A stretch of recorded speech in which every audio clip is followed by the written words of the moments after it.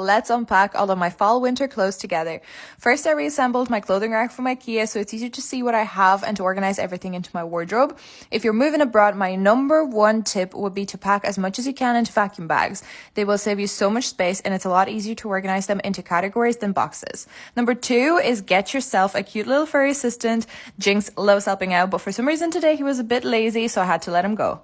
I don't usually hang my knitwear like this, but I had a lot to get through, so a girl gotta do what a girl gotta do. Comment if you want to see how you should be hanging your knitwear to prevent stretching and I will film it for you guys. I took a quick tea break and then got straight back to work. If your clothes has been in vacuum bags or boxes for a few months like ours, it's probably going to have that annoying, weird, musty smell. So what you can do if you don't want to rewash everything, which is completely understandable, is get see-through fabric jewelry pouches and fill them up with Lenore scented beads and hang them in your wardrobes. It might not get rid of the smell entirely, but it should definitely help.